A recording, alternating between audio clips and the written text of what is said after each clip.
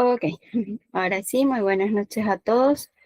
Estaba buscando la presentación, ya la conseguí. Espero pues que todos se encuentren súper bien y que estén dispuestos a aprender nuevamente. Eh, Vamos hoy a hablar de un tema extenso, ¿para qué mentir? Es extenso, porque vamos a hablar sobre los fármacos. Y es un tema, bueno, hay cantidad y millones de fármacos, entonces vamos a buscar los más utilizados, por lo menos en los sistemas más comunes durante las prácticas clínicas, para que puedan identificar pues rápidamente de cómo se pueden usar y tratar un poco lo que hemos visto antes, lo que es la farmacocinética y la farmacodinámica. Porque, bueno, es la ciencia del fármaco, ¿no?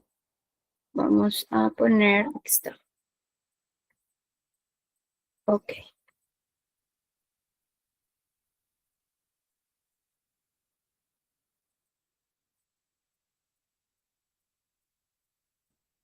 veo, no sé si se comparte, no se puede compartir, déjenme volverlo a intentar.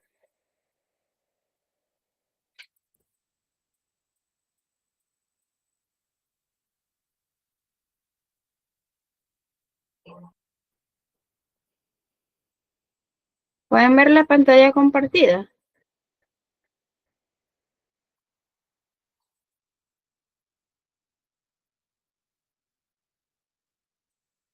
Ok, ya la veo, yo la veo, no sé si ustedes la ven.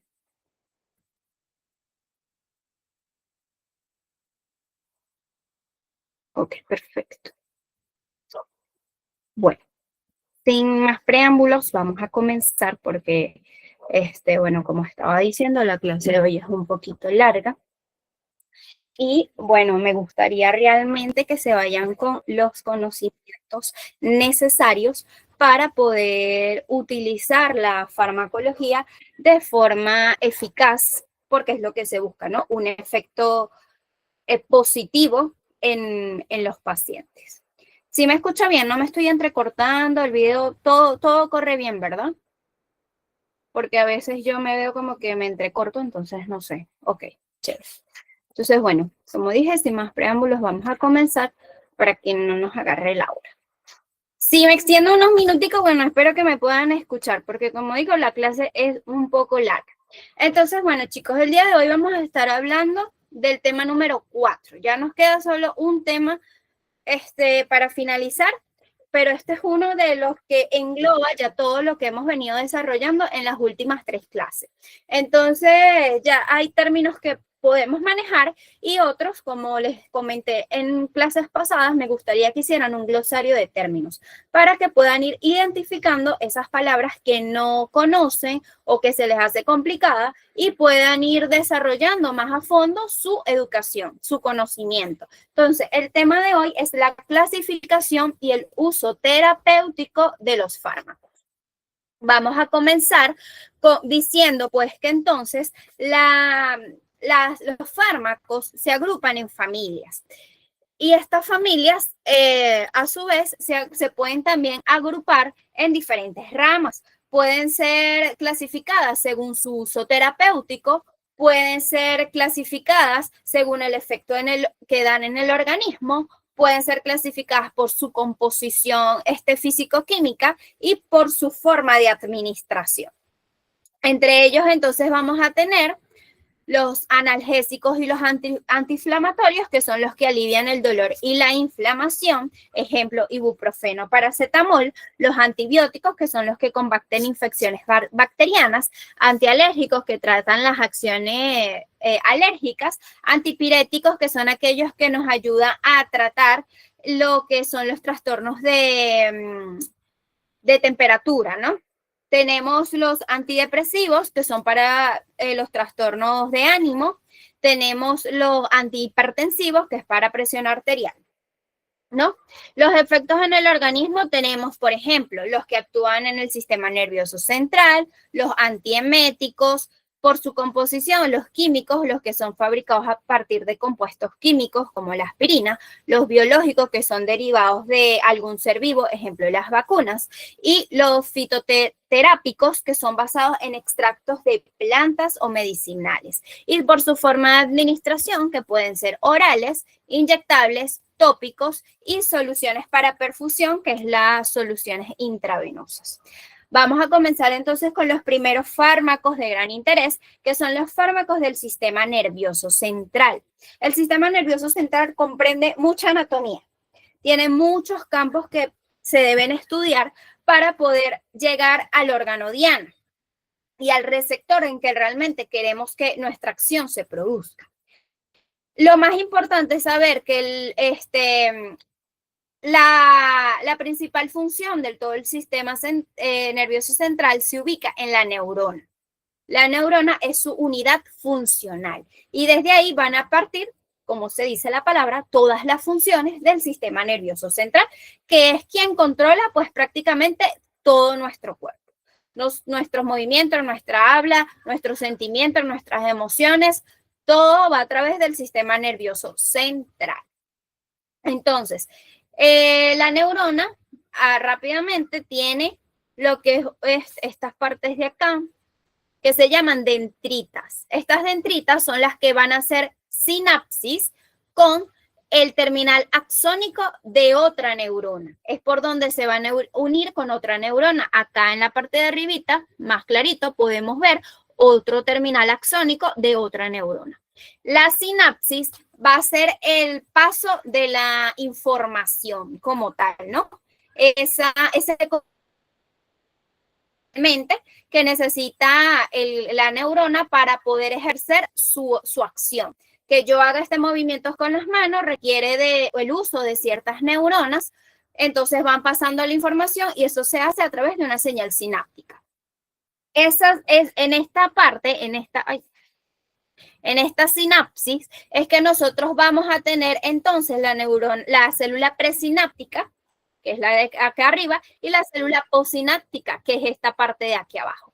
Entre ellas va a haber una comunicación. Para que esa comunicación y esa sinapsis se dé, van a existir el uso de los neurotransmisores. Los neurotransmisores son aquellos que nos permiten transportar las señales, ¿sí?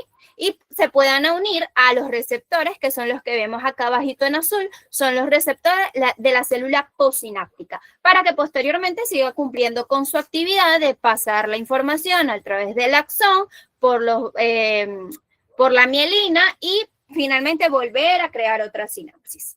Es importante saber esto, ¿por qué? Porque a partir de aquí es que vamos a tener los receptores de los neurotransmisores que nos van a ejercer esas acciones. Entonces decimos que los fármacos del sistema nervioso central son medicamentos que van a alterar la actividad cerebral para tratar diversas afecciones y se van a clasificar según su función, si son psicotrópicos, si son analgésicos, si son anticonvulsivos o si son estimulantes. Estos fármacos van a actuar modificando, escuchen bien, van a actuar modificando la función de los neurotransmisores, que son los que se dan en las señales sinápticas, o va a afectar la transmisión de estas señales.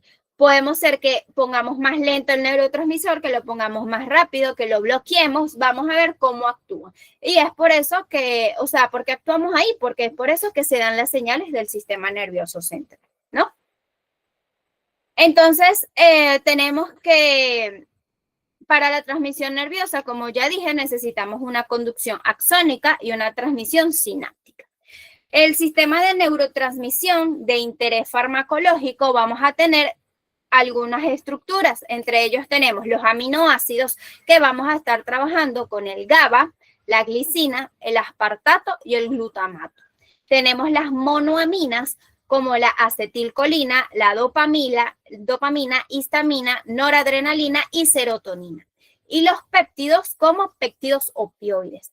Estas son las estructuras donde los medicamentos son estructuras endógenas, donde los medicamentos ejercen sus efectos para poderse unir al receptor, ¿no? Y poder tener esas acciones. Entre las acciones de los fármacos del sistema nervioso central vamos a tener que son depresores generales inespecíficos, también puede ser estimulantes, como dije ahorita. Pueden poner más lenta la acción o poner más rápida, pueden deprimirla o estimularla y pueden modificar de forma específica la función de ese sistema. Entonces, entrando en los fármacos del sistema nervioso central, vamos a tener los tranquilizantes, que entre este grupo están lo que son los neurolépticos, las benzodiazepinas, los agonistas alfa-2 de acción central. También tenemos los anestésicos generales y locales, estimulantes del sistema nervioso central, antiepilépticos y antidepresivos. Estos son los tipos de fármacos del sistema nervioso central que vamos a estar viendo el día de hoy. Tenemos entonces, empezando con el primero, es los tranquilizantes, el grupo de los tranquilizantes. Vamos con los neurolépticos. Ok, yo hice estos cuadros para que sea un poco más fácil entenderlo y visualizarlo. Porque hay personas que pueden visualizar, aprenden visualizando mejor las cosas. Entonces se me hizo un poco más dinámico poder tenerlo de esta manera para poder ver algunas diferencias, por ejemplo, entre los neurolépticos y las benzodiazepinas y en una misma lámina poder tener todo, ¿no? Entonces tenemos que los neurolépticos se van a clasificar en tres: las fenotiacinas, que vienen dadas por la clopromacina, acepromacina, perfenacina y prometacina. Y tenemos las butirofenonas, que como es el haloperidol, droperidol, azaperón. Y los antidepresivos atípicos como la risperidona y la clozapina. ¿Cuál es su mecanismo? Ya sabemos que es un mecanismo de acción. Entonces, ¿cuál es su mecanismo de acción? Ellos van a bloquear los receptores D2. Todos los receptores se ubican en el complejo de las señales sinápticas. Ahí están los receptores. Y es donde van a actuar estos fármacos. Como dijimos en las clases pasadas, depende del receptor donde se una, depende de la acción que va a tener. Entonces, en este caso, los neurolépticos se van a detener en bloquear los receptores D2. Entre sus efectos secundarios tenemos que puede dar rigidez, temblor, ataxia, alteraciones de la temperatura corporal, agranulocitosis, leucopenia y eosinofilia. Son generalmente efectos secundarios hematológicos, ¿no? Es muy importante poder tener en cuenta que los fármacos del sistema nervioso central, por actuar en este sistema, son muy delicados, ¿no? Porque pueden incluso llegar a generar dependencia. Entonces, hay que evaluar los riesgos, los beneficios, la dosis y todo lo que hemos visto anteriormente, más que todo con la farmacodinámica. Entre la farmacocinética tenemos que los neurolépticos tienen alta liposolubilidad, lo que les permite que sean de mayor absorción y mayor distribución. Ya sabemos qué significa eso, ¿verdad? Que podemos llegar a tener una alta respuesta, una alta biodisponibilidad. Tiene una alta fijación a las proteínas plasmáticas y se elimina por biotransformación. ¿En qué están indicados los neurolépticos? Como tranquilizantes, como antieméticos, es decir, que eliminan o detienen el vómito, y en la neuroleptoanalgesia. Vamos con un grupo un poco más conocido, que son las benzodiazepinas. Las benzodiazepinas, entre ellas tenemos el diazepam, el midazolam y el solazepam. El mecanismo de acción de las benzodiazepinas va a ser facilitar la acción del GABA sobre los mismos receptores GABA. Los efectos secundarios tenemos una sobredosis. Esto se da solo cuando, hay una sobredosificación. Por eso hay que tener mucho cuidado con la dosis que se le da a los pacientes. Vamos a tener entonces que vamos a poder evidenciar una depresión central, una dependencia a estos fármacos y el síndrome de la retirada. Es muy importante, como dije ahorita, el sistema nervioso central los fármacos del sistema nervioso central en muchas ocasiones te vuelven dependientes de ellos. Es por eso que tenemos que tener cuidado con las dosis y las prescripciones que se están administrando. Siempre hay que tener vigilancia con el paciente de estos medicamentos que se están dando. Y por ningún motivo, evidentemente, estos medicamentos pueden ser otorgados sin una receta médica.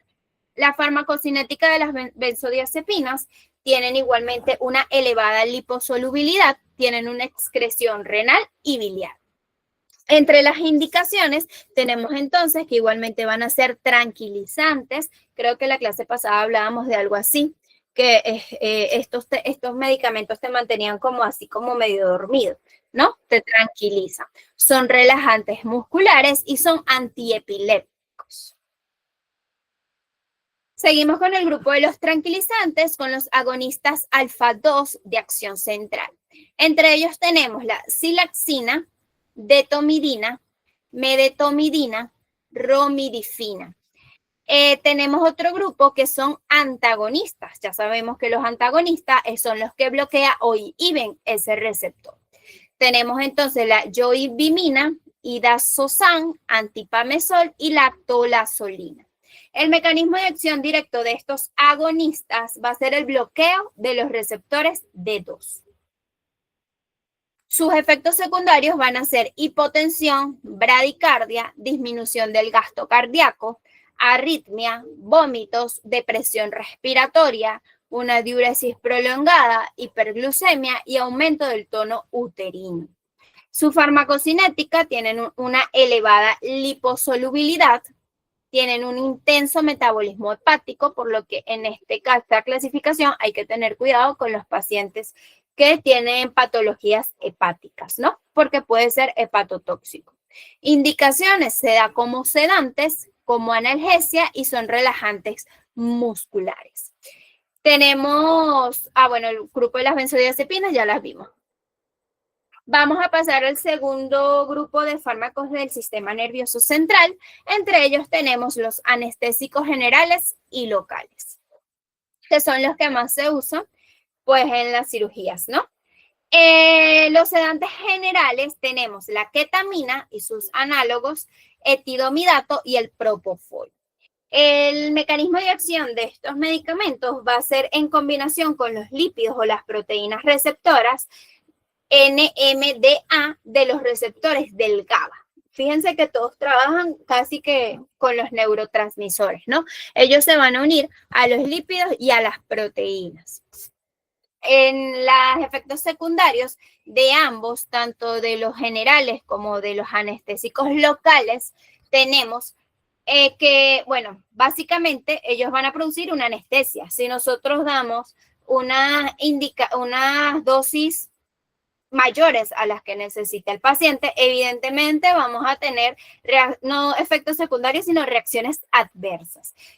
Básicamente en el aparato respiratorio, por la reducción de su ventilación por minuto, vamos a tener aumento de la secreción bronquial, vamos a tener disminución de la función mucociliar, porque en este caso se las puse también como indicaciones, porque básicamente estos medicamentos van a hacer esos efectos, pero ¿en dónde está que sean tóxicos o no? En la dosis. ¿Sí? Lo que hemos hablado antes. En la dosis está como el punto medio entre lo tóxico y lo terapéutico. También vamos a tener en el aparato cardiovascular que va a tener disminución de la contractilidad, es decir, el corazón no va a contraerse o latir de una forma habitual, va a ocurrir una hipotensión y arritmia. En el aparato digestivo vamos a tener náuseas y vómitos y una disminución de la motilidad, es decir, del movimiento. Básicamente esto es lo que ocurre cuando damos estos medicamentos para una cirugía, porque necesitamos que el paciente esté relajado, pero tenemos que tener cuidado con la dosis. En el sistema musculoesquelético hay una relajación y una hipertermia maligna. Es una fiebre, no es una fiebre, es una hipertermia que pasa de los 40 grados centígrados. Y el útero llega a los 41 grados centígrados y es muy difícil de poderla controlar. Y en el útero tenemos la relajación. Su farmacocinética es una captación y distribución y concentración en la mezcla inspirada. Es soluble en sangre y básicamente todo se elimina a través de la respiración. Los anestésicos de inhalación, tenemos los gases como el óxido nitroso y el ciclopropano. En los líquidos volátiles tenemos los éteres, que ya no se están usando tanto en cirugías. Y entre los simples tenemos el éter dietileno, los fluorados tenemos el metocifluorano y el enfluorano, y en los hidrocarburos halogenados simples tenemos el cloroformo y en los fluorados el halotano. Todos tienen el mismo mecanismo de acción, las mismas reacciones y la misma farmacocinética. Tenemos entonces los anestésicos inyectables. Entre estos tenemos los barbitúricos. El fármaco de acción prolongada mayor a 6 horas tenemos el fenobarbital. Entre acción intermedia de 3 a 6 horas tenemos el amobarbital. Y de acción corta, menos de 3 horas, el tiopental y el pentobarbital. El mecanismo de acción es facilitar la acción del GABA y reproducción de la acción del GABA en dosis muy altas, ¿no? Igualmente, como en el caso anterior, estos medicamentos nos van a hacer estos efectos, pero va a depender de la dosis que sea una reacción adversa. Vamos a tener sedación, son hipohipnóticos, son anestésicos, son anticonvulsivantes. Puede tener también una depresión respiratoria por disminución del gasto cardíaco, hipotensión e irritación local. Irritación en la zona donde se colocó el medicamento, se administró el medicamento. Entre la farmacocinética tenemos entonces que tiene buena absorción y buena distribución, tiene una redistribución y acumulación en el tejido graso y se elimina a través de la vía renal. Tenemos una pequeña nota acá, que el propofol, el etomidano, el alfadolona, ketamina y teletamina también son inyectables, no porque son también de acción general, como el propofol, pero también son inyectables, ¿sí? También se unen a esta clasificación, pero no tienen estos efectos que les mencioné acá. Simplemente para que sepan que estos también son inyectables. Pasamos al tercer grupo, que son los estimulantes del sistema nervioso central. Los estimulantes del sistema nervioso central tenemos de predominio, los que son estimulantes de predominio medular, que son la estricnina, y de predominio vulvar, que son pentilenetetrazol, niquetamida, bemegrida y doxapran. Estos son nombres de casas farmacéuticas, ¿no? Pero no son nombres de compuestos genéricos a la venta, ¿sí? Los pueden encontrar con otros nombres mucho más fáciles. Este es como el principio activo. El mecanismo de acción es la estimulación directa e indirecta del centro respiratorio. Las reacciones adversas o efectos secundarios, mejor dicho, tenemos hipertensión, estimulación cardíaca, rigidez muscular y convulsiones. Entre su farmacocinética tenemos que se administra vía endovenosa. ¿Qué significa esto? Que tienen el 100% de biodisponibilidad, porque evitan ese proceso de primer paso hepático. Tenemos en sus indicaciones estimular el sistema nervioso central, activarlo. Tenemos los estimulantes psicomotores como las metilxantinas. Su mecanismo de acción es la inhibición de los fosfodiesterasa y son antagonistas de los receptores de adenosina. En los efectos secundarios tenemos hipertensión, estimulación cardíaca, rigidez muscular y convulsiones. Igualmente, entre su farmacocinética tienen una elevada liposolubilidad, que significa entonces que tienen alta absorción y alta distribución y se excretan a través de la vía renal y la vía biliar. Entre sus indicaciones tenemos estimulación cardíaca, diuresis, relajación del músculo liso, bronquial e incremento de las secreciones gástricas, ¿no? Los ácidos, por ejemplo. Tenemos entonces el otro grupo que son los antiepilépticos. Los antiepilépticos también tenemos las benzodiazepinas, que pues, es el diazepam y el clonazepam. Los barbitúricos como el fenobarbital, la primidona, la fenitoína, el ácido valproico y los bromuros. El mecanismo de acción de las benzodiazepinas tenemos que es reducción de la excitabilidad eléctrica. Por eso van a ser anticonvulsivos. Una convulsión se da cuando las neuronas o el sistema nervioso está trabajando haciendo sinapsis que no son necesarias. Entonces ello va a reducir esa excitabilidad que existe en esas neuronas para que dejen de hacer esos intercambios eléctricos y favorecen la inhibición del GABA. También hay bloqueos de receptores y de neurotransmisores excitadores porque lo que queremos básicamente es calmar el sistema nervioso. Inhiben la metabolización del GABA, estimulan la síntesis también del GABA y bloquean los canales de sodio, porque el sodio es lo que le da actividad al corazón, al sistema nervioso, a los riñones, a todo. Y la hiperpolarización de las membranas. Sus efectos secundarios son la sedación, ataxia, polidipsia, poliuria, inducción enzimática. También tenemos la farmacocinética, que es una distribución deficiente, pero tenemos que tener en cuenta que atraviesa la barrera hematoencefálica, pero no a su 100%, o sea, atraviesa mal esta barrera. Por ende, su biodisponibilidad no va a ser tan alta. Y por último, tenemos los antidepresivos, que se clasifican en tricíclicos, inhibidores selectivos de la recaptación de la serotonina, inhibidores de la MAO. Los tricíclicos tenemos la amitriptilina, clomipramina, doxepina y mipramina. El mecanismo de acción de esto es el bloqueo de la incorporación de monoaminas en las terminaciones nerviosas. Sus efectos secundarios son efectos anticolinérgicos, antihistaminérgicos y antialfa-adrenérgicos. También puede ocasionar convulsiones y arritmias. Entre la farmacocinética tenemos que son de elevada liposolubilidad, de absorción oral, de metabolización hepática y de excreción renal.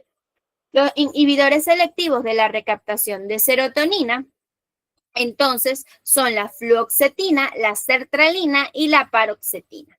Ellos van a bloquear los receptores 5-HT1A. Recuerde que estos nombres de los receptores son así. No es que se tengan que aprender los nombres de los receptores, pero sí saber dónde trabajan para entender por qué tienen ese efecto, en este caso antidepresivo.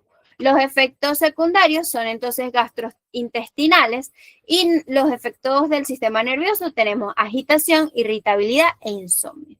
Los inhibidores de la MAO, como la seligina o el deprenilo, tenemos el mecanismo de acción que son selectivos de la MAO A y la MAO B y nos puede dar una hiperactividad y crisis hipertensivas.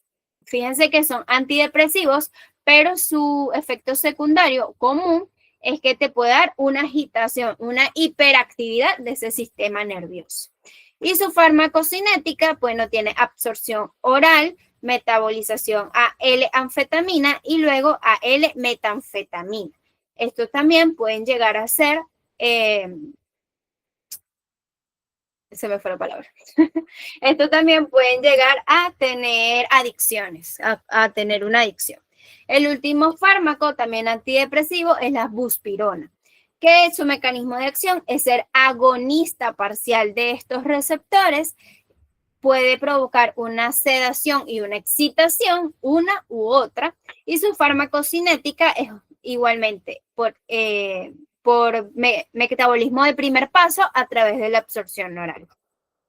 Ahora los fármacos cardiovasculares. Se quedamos un poco rápido, pero lo que pasa es que el tema es bastante extenso y quiero que se vayan con una buena información, ¿no? Porque para eso estamos aquí, ¿no?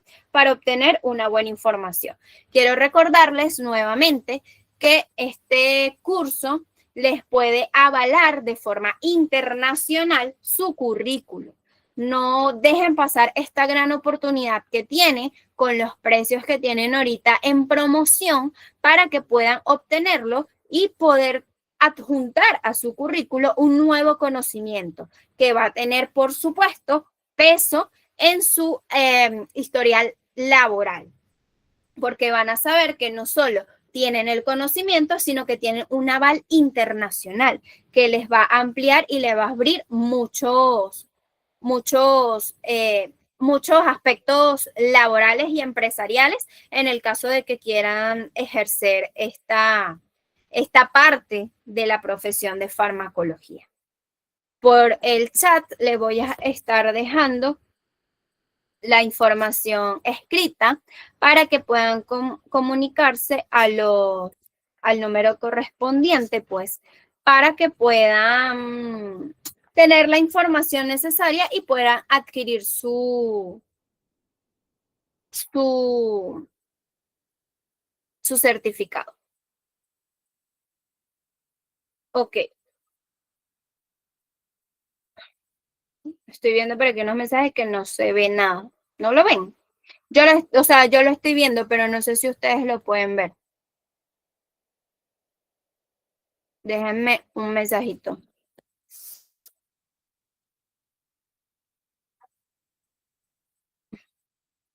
Ok, veo un dedito arriba, supongo eso. Entiendo, pues entonces que sí la están viendo.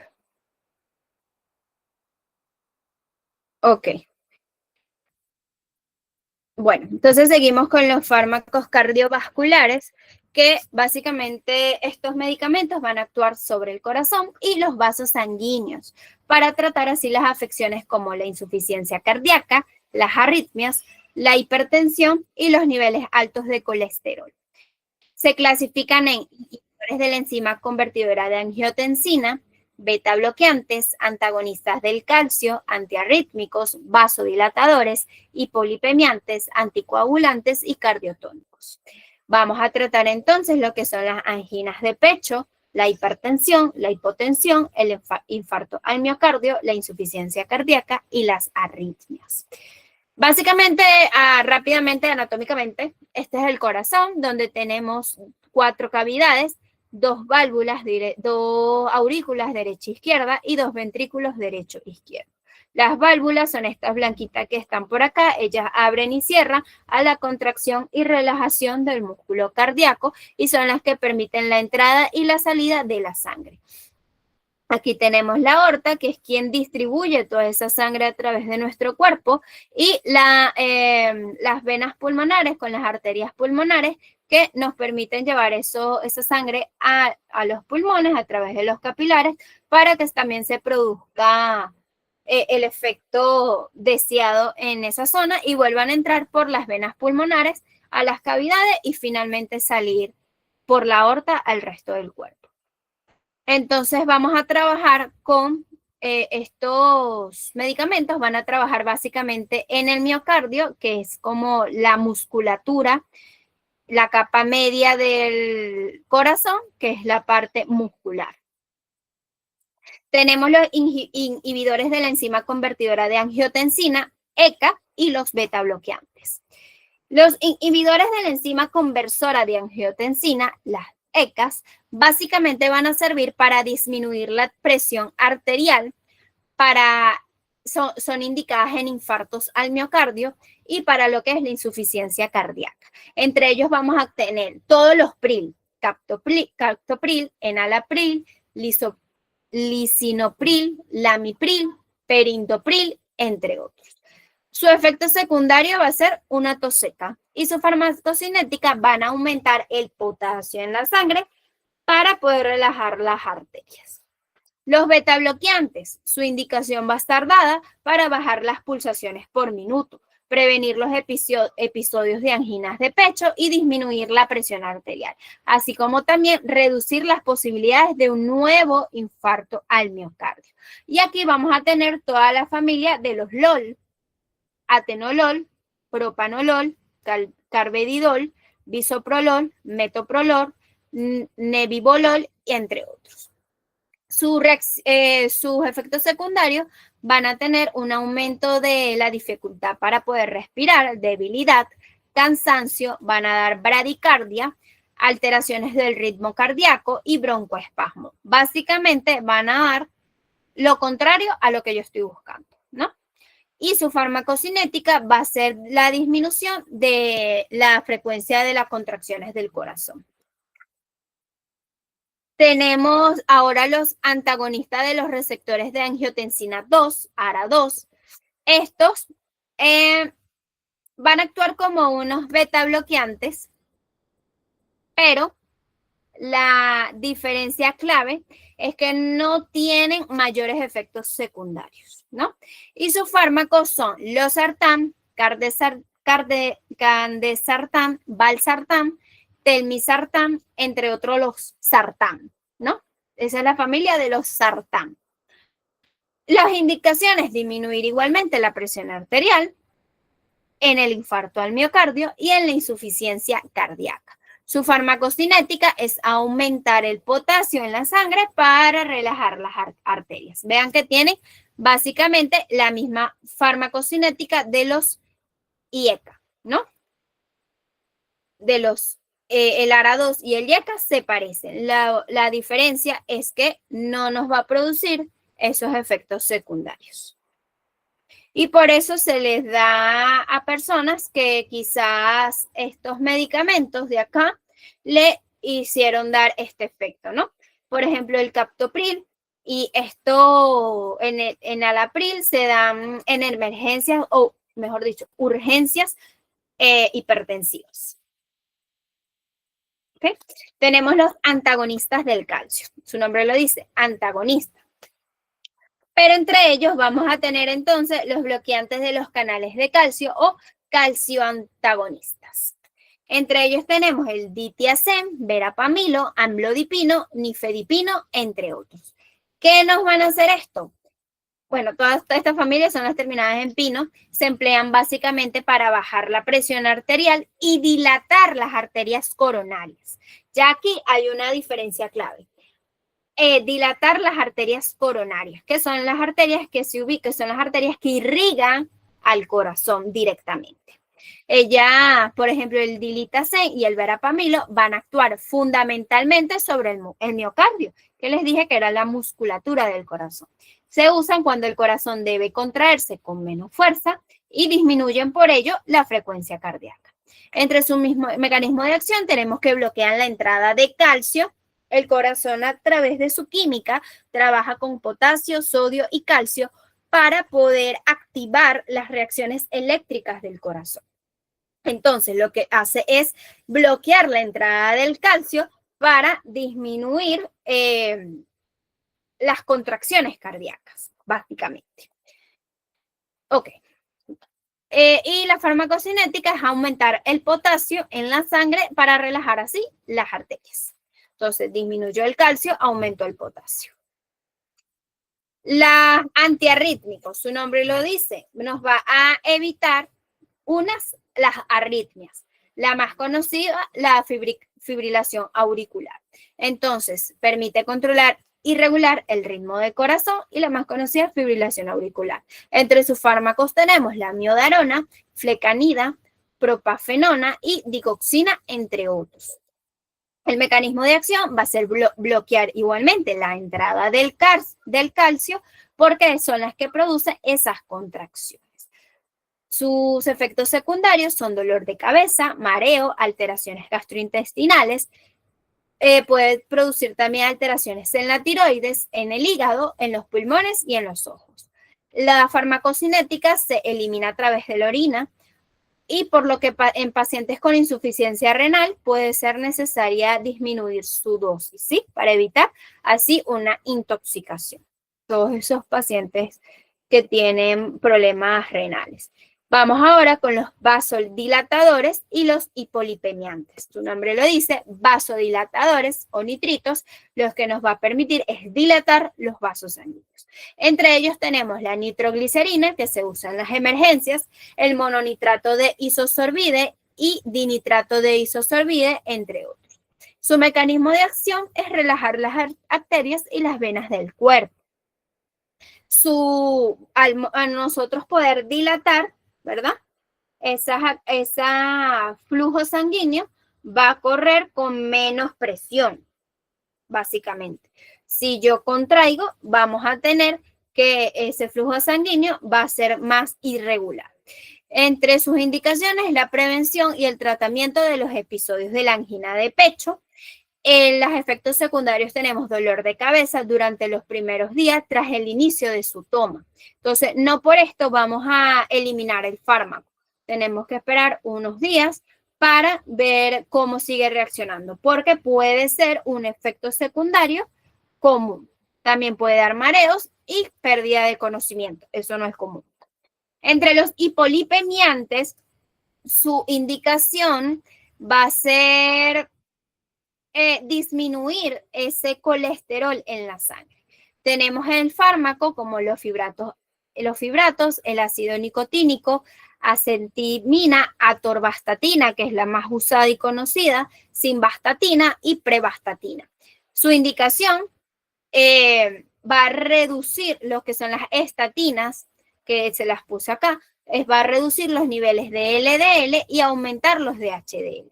El LDL es el conocido colesterol malo. Es este tipo de grasa que se adhiere a las paredes de las arterias, produciendo así un taponamiento que impide el flujo de la sangre.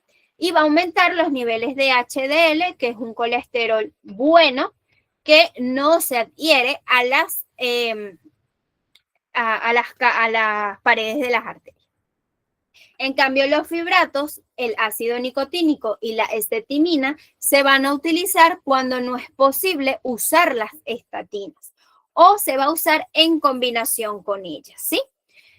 El mecanismo de acción va a actuar disminuyendo lo que son las grasas en el cuerpo, el colesterol y los triglicéridos, colesterol HDL y colesterol LDL. Sus efectos secundarios, malestar general, síntomas gastrointestinales, dolor de cabeza e inflamación en los músculos. Vamos con los anticoagulantes. Sus fármacos son heparina sódica, heparina de bajo peso molecular y acenocumarol. Su indicación es cuando hay coágulos en el cuerpo que deben de ser anticoagulados y cuando hay alteraciones en los tiempos de protrombina y los tiempos de tromboplastina, que son los que es una cascada que me forma estos tipos de coágulos. Su mecanismo de acción va a ser inhibir la formación de la fibrina, que la fibrina es la que de la cascada de coagulación, es una de las primeras que necesito para poder producir esos coágulos, ¿no? No es que la cascada de coagulación sea mala, ¿no? Básicamente todos las tenemos que usar porque cuando nos cortamos necesitamos un taponamiento, ¿no? Entonces va a empezar a trabajar la fibrina para que haya esa coagulación en sangre y no sigamos sangrando, porque si no se produce una hemorragia. Y el efecto secundario, si es un anticoagulante, mi efecto secundario va a ser la aparición de hemorragias.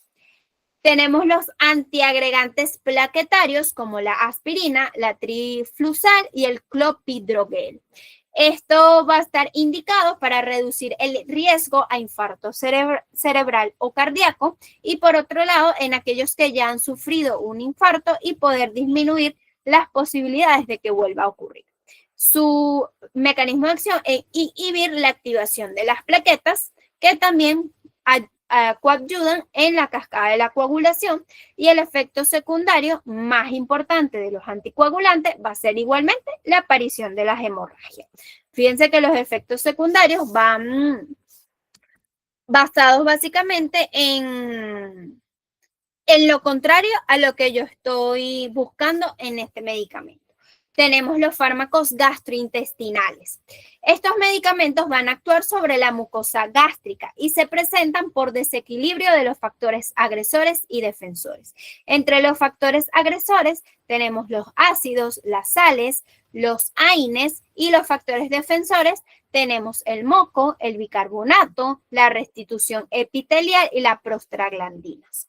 Básicamente esta de acá es toda la pared gástrica, la mucosa gástrica, y vamos a actuar entonces en unos receptores que se encuentran por acá ubicados directamente en la mucosa, que nos va a permitir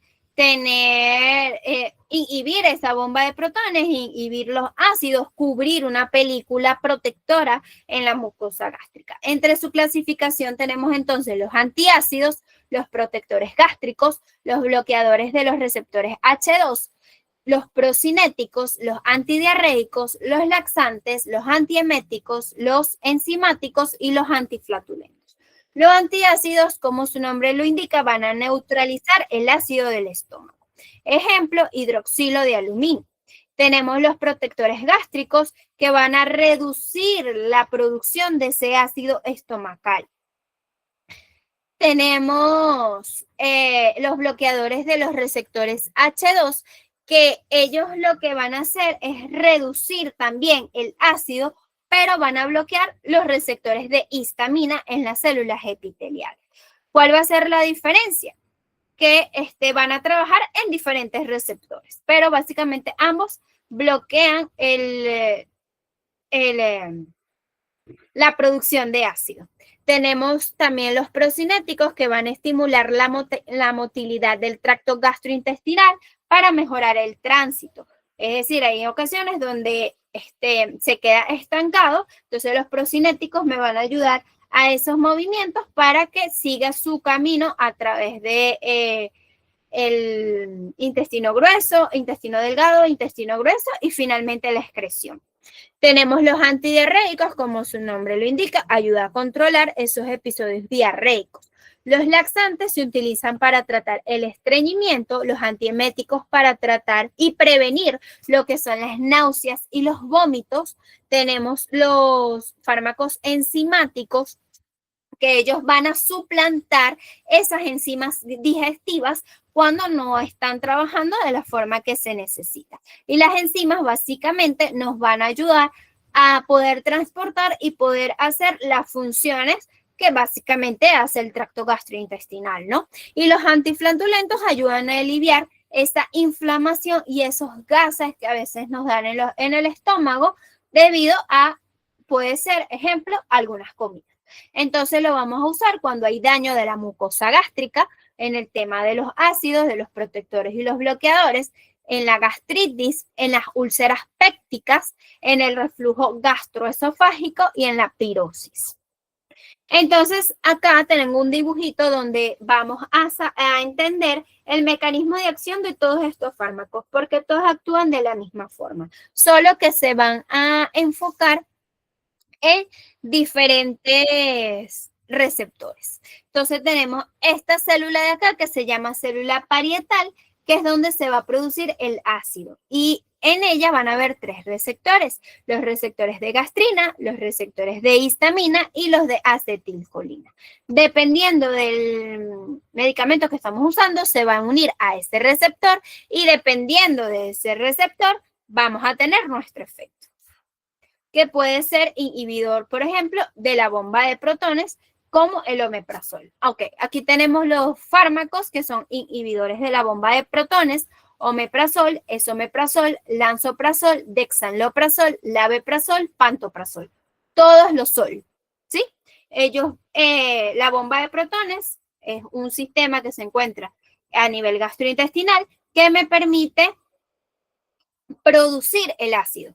Estos fármacos lo que hacen es bloquear esta bomba y, por supuesto, impide la secreción de ese ácido. Los agonistas de los receptores H2, como la ranitidina, la simeditina, famotidina, nisatidina, lo que van a hacer entonces es crear una película, ¿no? Una película en el estómago protectora. Se puede seguir produciendo el ácido, pero hay algo que me lo está protegiendo. Tenemos los protectores gástricos como el sucralfato y el misoprostol y el bismuto, y los antiácidos como el bicarbonato de sodio, carbonato de calcio, hidróxido de aluminio e hidróxido de magnesio. Vamos con la última familia, la última clasificación, los antibióticos, para pasar a la ronda de preguntas. ¿Por qué quise hacerlo así? Porque como tenemos una sola ronda de preguntas, entonces vamos a hablar de todo para poder preguntar de todo. Entonces, los antibióticos. Los antibióticos ya sabemos que son medicamentos que combaten infecciones causadas por bacterias, no por virus, no por hongos, no por más nada, por bacterias. De resto, no nos van a funcionar. Esto van a hacerlo a través de mecanismos como a través de inhibir lo que es la creación de sus enzimas, la creación de sus proteínas, van a destruirlas o van simplemente a neutralizarlas. Y eso va a impedir entonces que se sigan reproduciendo las bacterias. Se clasifican en beta-lactámicos, macrólidos, fluoroquinolonas, aminoglucósidos y tetraciclinas. Tenemos la inhibición de la pared celular. Pueden actuar a través de la inhibición de la pared celular de la misma bacteria, así como nosotros, las bacterias tienen pared celular, van a actuar inhibiéndola. Si inhiben la pared celular, no puede ingresar más alimento a esa bacteria y por ende no se puede reproducir. También pueden atacar lo que es la síntesis de sus proteínas. Dentro de ellas van a haber un mecanismo, no sé si tengo, no, ok, va a haber un mecanismo entonces, donde si yo disminuyo la síntesis de esas proteínas, estas bacterias no tienen cómo seguir reproduciéndose. Y también puedo alterar su membrana citoplasmática, ¿no? Que es la que tenemos, la que las bacterias tienen, más cercano al citoplasma o a la parte interna de su célula. Si altero esa membrana, entonces no voy a producir, la bacteria no va a tener sus efectos normales para poder reproducirse. Por ende, también va a morir. Entonces, entre los antibióticos tenemos los beta-lactámicos, macrólidos, fluoroquinolonas, aminoglucósidos y tetraciclinas. Los beta-lactámicos, como las penicilinas, tenemos amoxicilina, ampicilina, cloxacilina, cefalosporina, cefalexina, cefuroxima, ceftriaxona. Carbamazepémicos como el imipenem y el meropenem. Y el monobactámicos como el astreosam. Ellos van a inhibir la síntesis de la pared bacteriana, lo que provoca la muerte de las bacterias. Inhiben entonces la síntesis de su pared. No se puede seguir, su pared celular queda básicamente sin actividad y esa inactividad provoca su muerte celular. La resistencia bacteriana que siempre escuchamos, no, bueno, si tomas antibióticos, que no necesitas, si tomas antibióticos en infección viral, si no terminas el ciclo de los antibióticos, puedes crear una resistencia bacteriana. Esto se desarrolla principalmente por la producción de las enzimas llamadas beta-lactamasas. Cuando usamos los antibióticos de forma incorrecta, se crean muchas de estas enzimas y provocamos entonces ese tipo de resistencia. Sus reacciones no se puede usar cuando hay una hipersensibilidad. Hay muchas personas que son sensibles a las penicilinas cuando hay problemas gastrointestinales, porque generalmente ellos aumentan la producción de ese ácido, ¿no? Y cuando hay una neurotoxicidad. Y se usa para infecciones bacterianas como las infecciones respiratorias, las infecciones de la piel, las infecciones de los tejidos blandos y las del tracto urinario. Tenemos los macrólidos como la acitromicina, claritromicina y eritromicina. Estos son bacteriostáticos. ¿Qué quiere decir? Que detienen a la célula. La bacteria sigue viva, pero se detiene. O sea, no puede moverse. Al no poder moverse, pasando los días, esta bacteria va a morir. Entonces van a inhibir la síntesis de las proteínas bacterianas al unirse a la subunidad 50S del rimosoma bacteriano. Estos son estructuras que se encuentran dentro del citoplasma de las células bacterianas.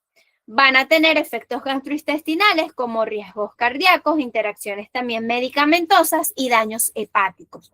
Por eso hay que tener cuidado con los pacientes que tienen patologías hepáticas. Y se puede usar en variedad de infecciones y especialmente son usadas en pacientes que son sensibles a la penicilina. No puedes usar penicilinas, usa macrólidos, que pueden hacerte el mismo trabajo. Las fluoroquinolonas. Las fluoroquinolonas tienes el ciprofloxacino, levofloxacino y ofloxacino.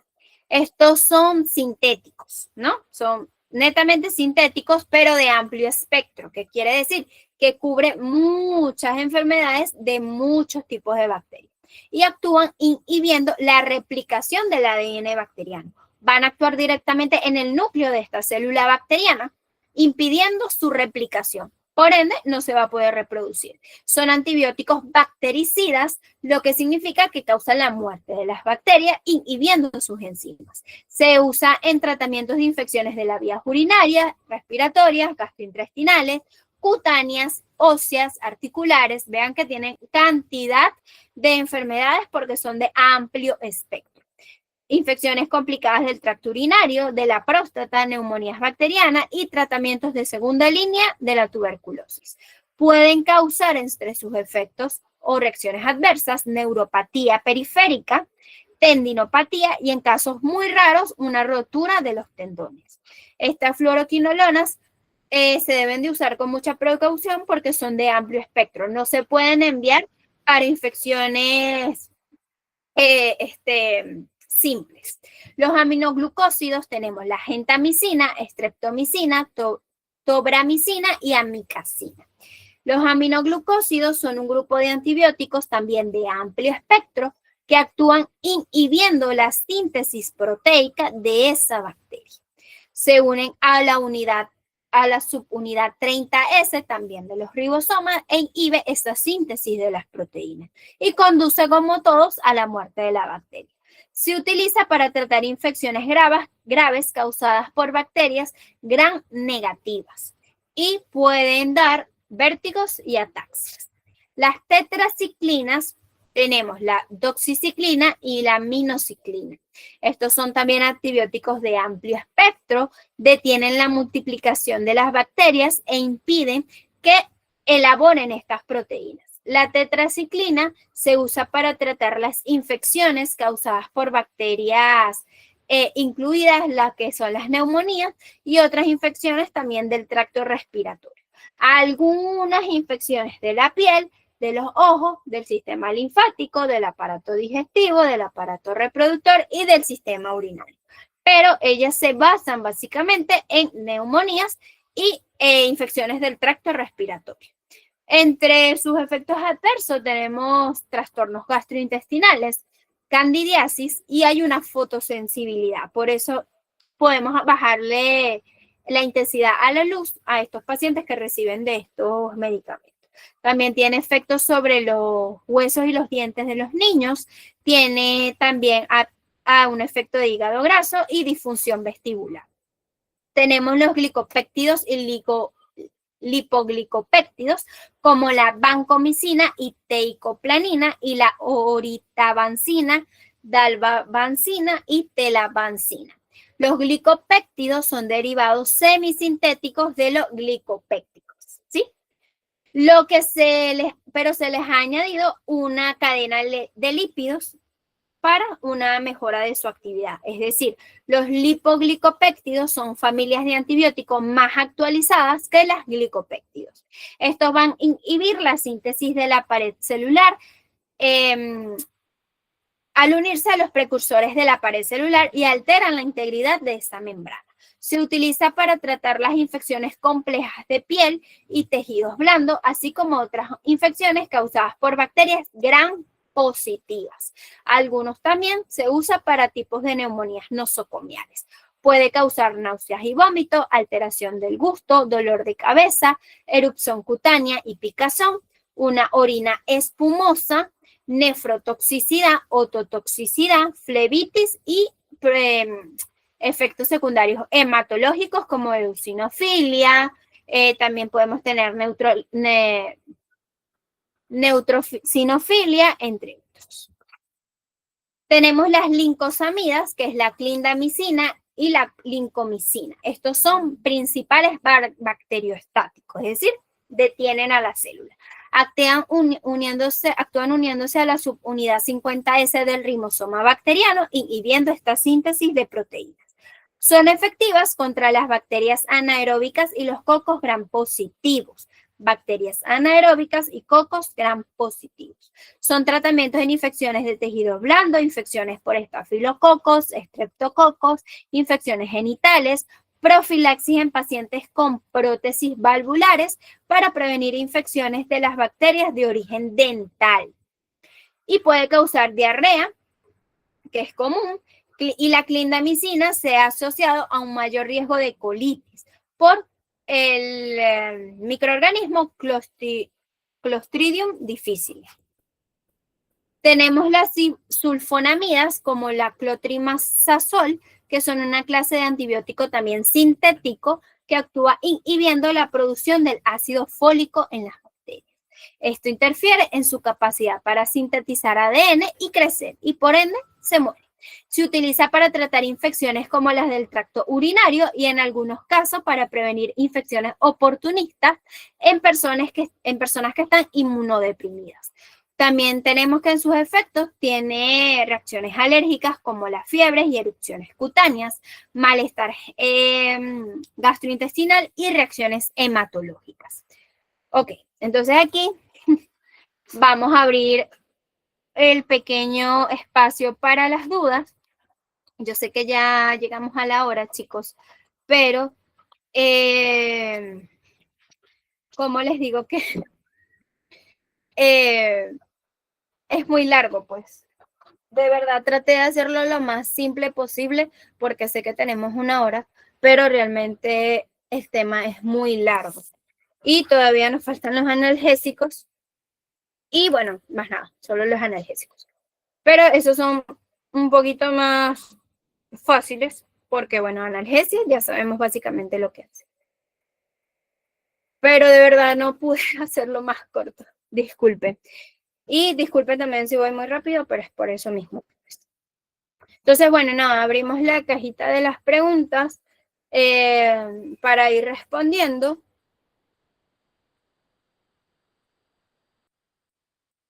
Igualmente vamos a dar los 5 minutos y seguimos. Tengo problemas para pagar el certificado. Ok, no sé de qué país seas. Y de qué tarjeta estás usando, María José. Pero ahí sí puedes comunicarte directamente al número que dejé yo. En el mensajito de acá está fijado el mensaje. Entonces, a ver si te pueden dar un poquito de ayuda técnica con eso. Ok, lo que escuchaste de hongo quise decir que los antibióticos no sirven para tratar hongos. Antibiótico, bacterias. Antibiótico es igual a enfermedades bacterianas, no enfermedades virales, no enfermedades causadas por hongos. Eso era lo que estaba diciendo en ese momento. Banca amiga, tienes que abrir el candadito, no sé si abriste el candado y si tienes asociada la cuenta Cash Internacional. Si no tienes asociada la cuenta Cash Internacional y no tienes abierto el candado, no vas a poder pagar. Lo sé porque yo también soy de Venezuela y también uso Banca amiga. Si las clases quedan grabadas y se las envían al grupo. ¿Qué diapositiva deseas, Carolina?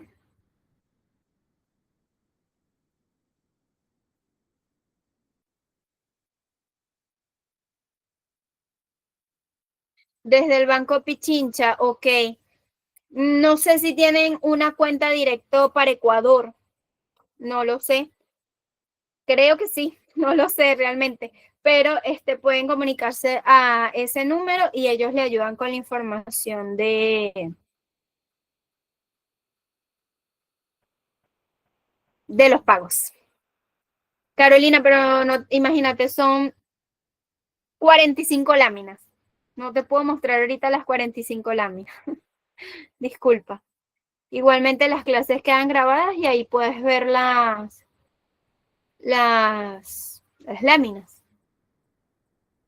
Para descargar todas las presentaciones de las clases, a la persona con la que se comunicaron en atención al cliente directamente en la plataforma de GCAP, pueden solicitarles este tipo de acciones para ver cuál es la información que ellos les ofrecen. Grace, no te dan soluciones. Ah, lo del Banco Pichincha.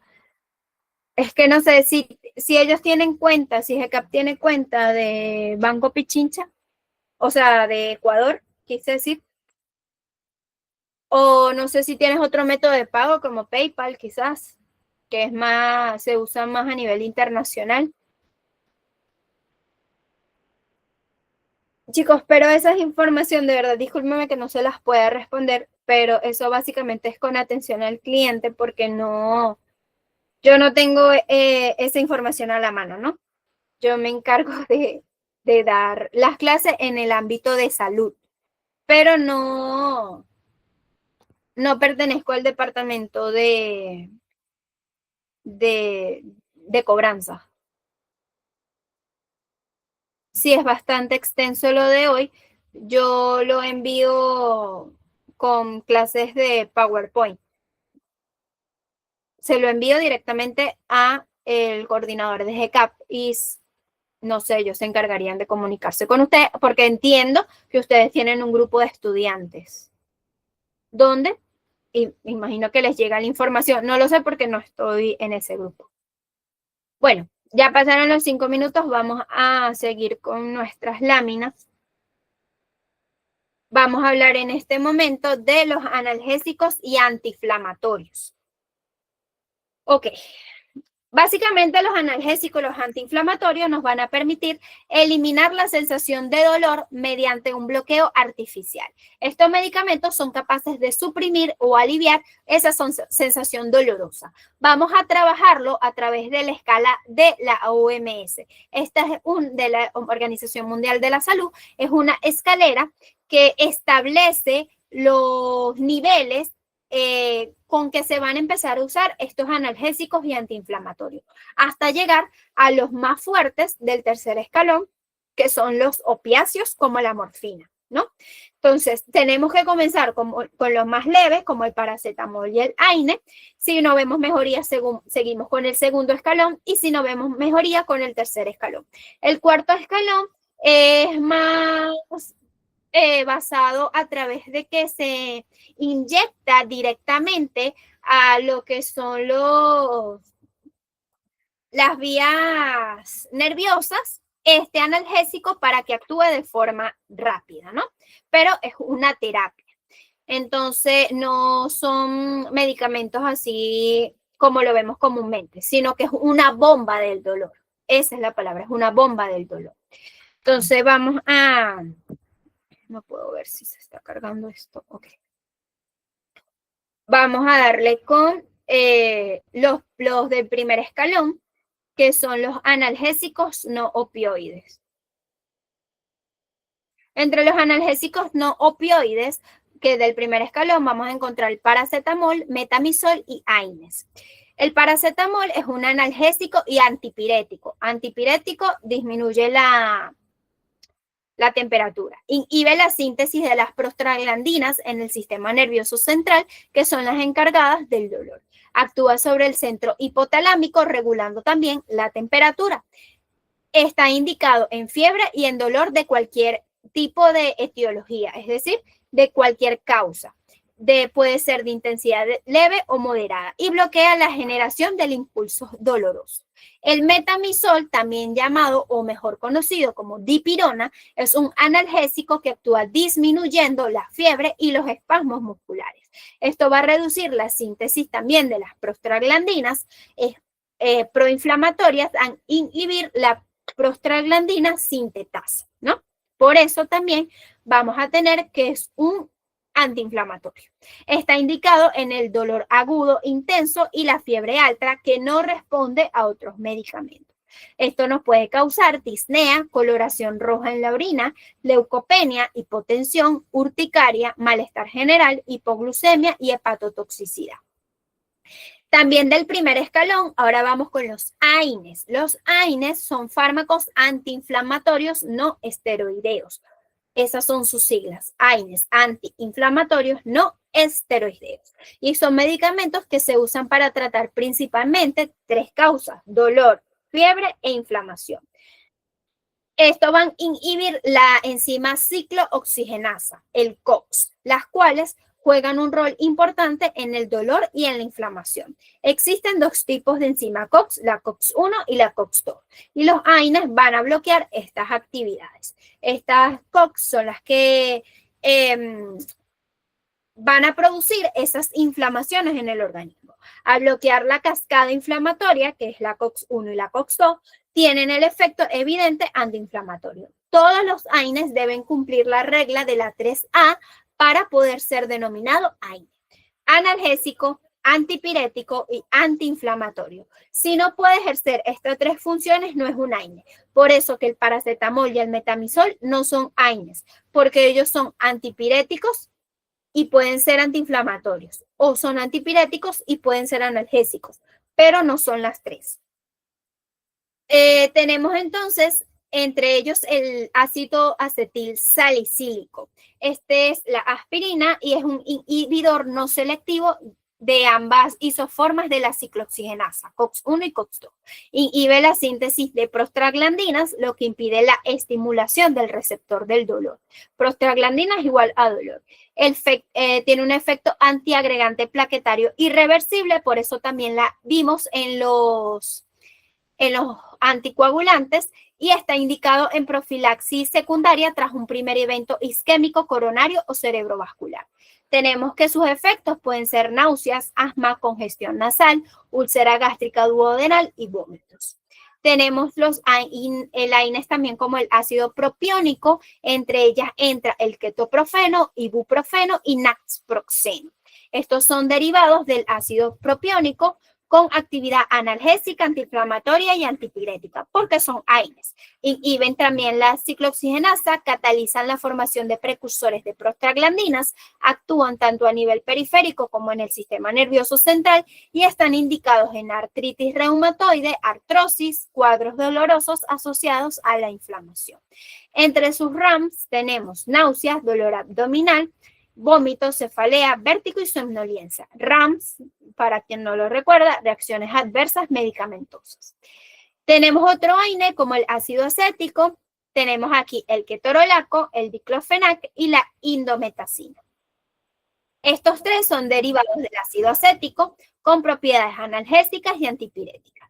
También tiene un efecto antiinflamatorio, inhibe la actividad de la ciclooxigenasa e inhibe la actividad de las prostaglandinas. Básicamente lo que hacen todos los AINES. Están indicados en dolor moderado o severo, en el postoperatorio, en la artritis reumatoide, en el dolor musculoesquelético, en las osteoartritis y en la espondilitis. Sus RAMs: irritación gastrointestinal, vértigo, diarrea, mareo, náuseas, somnolencia, sudoración y cefalea.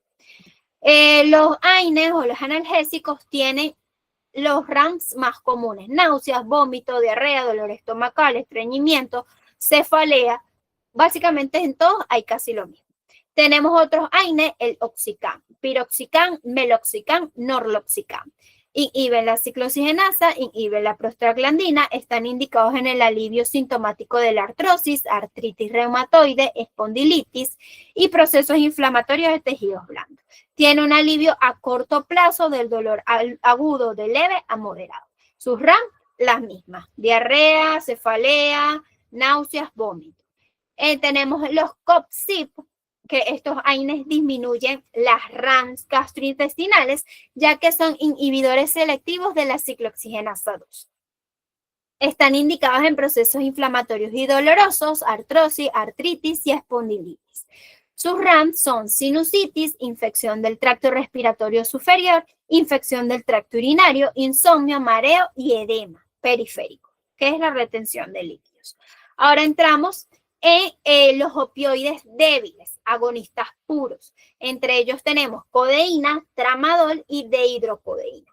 Estos van a actuar directamente deprimiendo el centro de la tos situado al nivel medular de la acción central.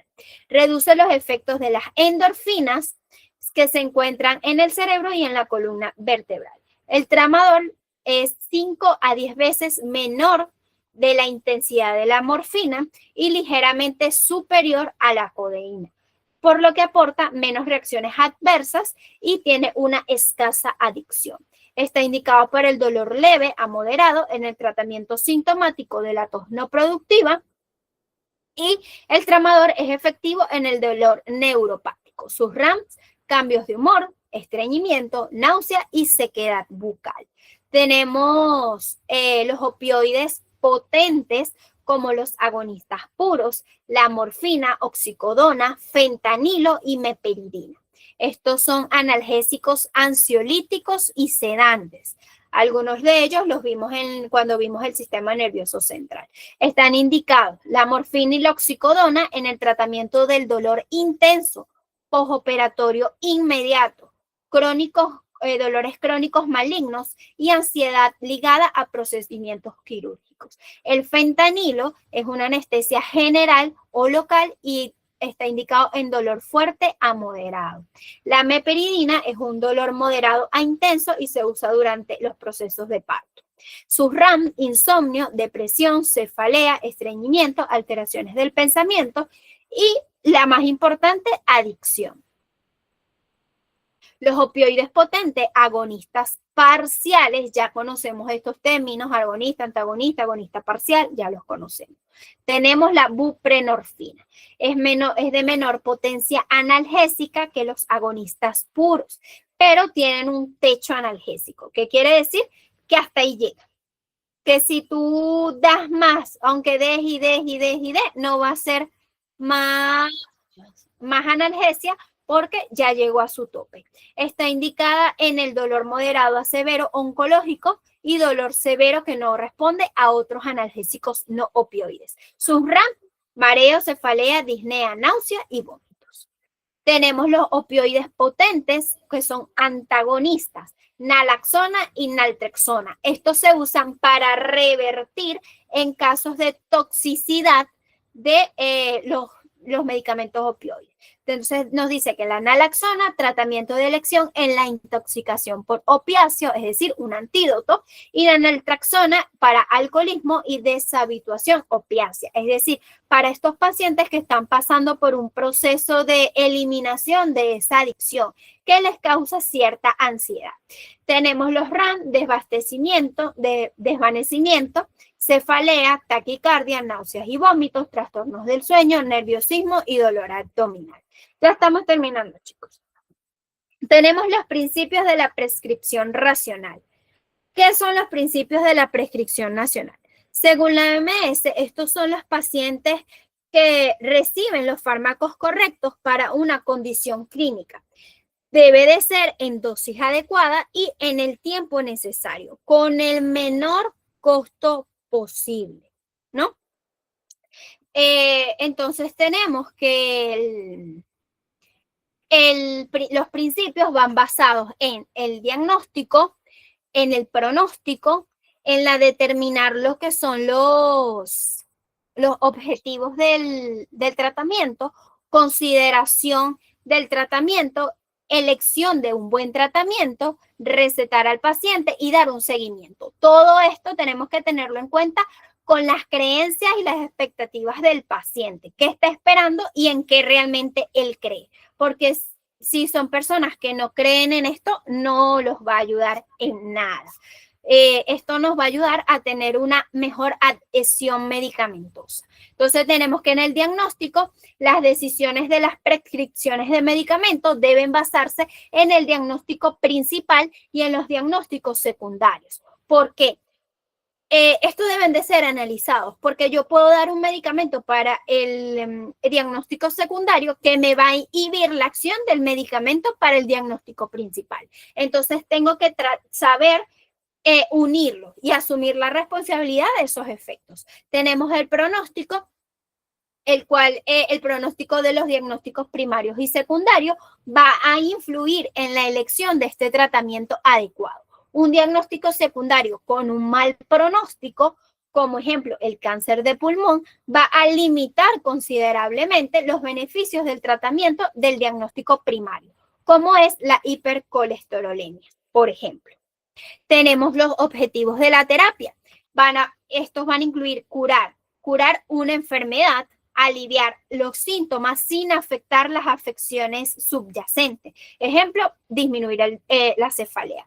Se van a combinar dos resultados. Ejemplo, una enfermedad inflamatoria intestinal y la artritis. También tenemos objetivo de prevención a largo plazo, ejemplo de la hipertensión o la osteoporosis.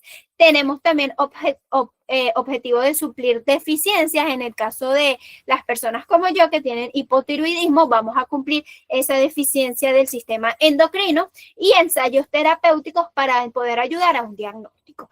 Tenemos también lo que es la selección de tratamiento. Los médicos que prescriben medicamentos suelen enfrentarse a más de una opción de tratamiento, incluidas las terapias no farmacológicas. Entonces, es importante poder seleccionar entre esa amplia gama el tratamiento adecuado que necesita esa persona y si no, derivarlo a otro tipo de tratamiento, por ejemplo, una acción quirúrgica.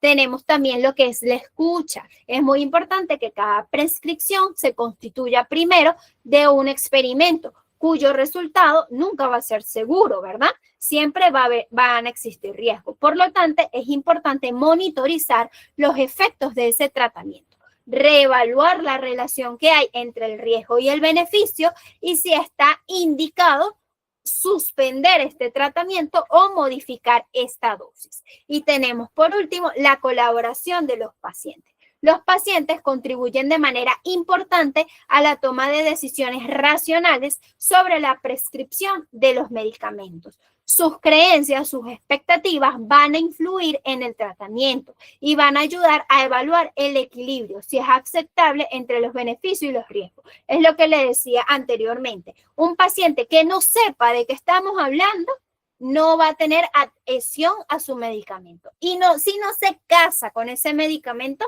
no vamos a ver ninguno de los objetivos que nosotros nos planteamos en ese paciente. Si yo le digo al paciente, te vas a dar 2 puffs de este medicamento. El paciente, ok, 2 puffs. Después sale, va a la farmacia, compra y dice, ay, que son 2 puffs. Entonces, hay que saber educar al paciente para que él nos colabore, porque si él no sabe que son 2 puffs, nunca se va a hacer los 2 puffs, y si nunca se los hace, no voy a cumplir mi objetivo terapéutico.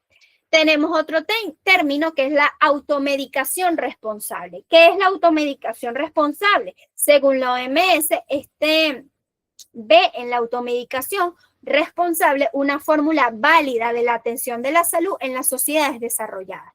Para ello se dispone de medicamentos clasificados como especialidades farmacéuticas publicitarias, que son las únicas de las que se puede hacer publicidad dirigida a esta población para que puedan automedicarse. No son de todos los fármacos, son de fármacos seleccionados. ¿Por qué? Porque esto nos va a ayudar a incrementar la autonomía en las personas y en la responsabilidad que ellos tienen en su autoconcepto y en su salud como tal. El mayor esfuerzo del personal de salud, que ustedes ya están incluidos ahí, radica en la educación para ese paciente. Vuelvo y repito, no es en todos los medicamentos, sino en medicamentos seleccionados y siempre bajo la educación. ¿Qué tenemos que hacer para tener una automedicación responsable? Tenemos que informar de la enfermedad al paciente, tenemos que darle su origen, su gravedad y las complicaciones. Y esto debe usarse en un lenguaje sencillo y no técnico. Tenemos un consejo terapéutico, tenemos que hablar sobre el fármaco, sobre la dosis, sobre los efectos adversos de ese fármaco, la duración, la actuación a realizar, si existe mejoría o agravamiento de la situación por la que comenzamos a usarlo. Para ello se van a requerir de ciertos lugares con medios apropiados y asegurar la confidencialidad del paciente. Y lo más importante, la educación. ¿Qué hacer en episodios similares y qué fármacos tomar? Si me volvió a doler la cabeza, si tengo otra vez moquillo en la nariz, ¿qué voy a usar? ¿Qué fármaco voy a volver a usar? Pero todo eso va relacionado a la educación al paciente. Y eso nos va a permitir trabajar lo que es la atención la atención primaria, que es la atención de la primera necesidad. Esto va a obligar a consultar al médico, va a tener una actitud positiva frente a la autoobservación y favorece la colaboración y la comunicación del paciente. Los medicamentos de venta libre son aliados importantes para poder tratar todas las dolencias, los síntomas de las enfermedades que no son graves, como los resfriados, el dolor, la tos, la fiebre, entre otros. Y aumenta el autocuidado de la persona, ¿no? El autocuidado, el autoconcepto, la autonomía de la persona. Y por esto estos medicamentos están avalados y aprobados para ser utilizados sin receta médica, ya que cuentan con un respaldo de estudio. Pero siempre a la primera instancia debemos educar al paciente para que no caiga en la autoprescripción. La autoprescripción es la toma de los medicamentos que se venden bajo receta médica. Y ahí vamos a encontrar otros efectos adversos que no son de beneficio para el paciente. Entonces, como en todas las clases, vamos a cerrar con un pequeño mensaje que dice: tomemos los medicamentos en las dosis correctas, en el momento correcto y de la manera correcta, evitando así muchas reacciones adversas, efectos secundarios y la toxicidad en el cuerpo de ellos, porque son muy importantes para los efectos y los objetivos que queremos alcanzar en nuestros pacientes. Entonces, bueno, nada, chicos, hasta aquí llegó nuestra clase del día de hoy. Se extendió, creo que 30 minutos más. De verdad, disculpen porque sé que es de 1 hora, porque algunos pues tienen otras actividades, pero bueno, traté de hacerlo lo más simple posible, ¿sí? Entonces, nada, nos vemos el día domingo.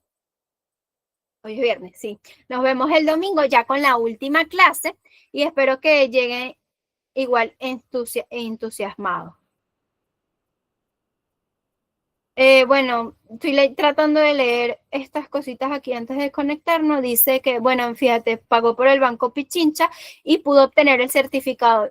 La chica que estaba hablando de lo del Banco Pichincha, puedes acercarte también al banco y preguntar cómo te pueden ayudar ellos, ¿no? Eso era lo que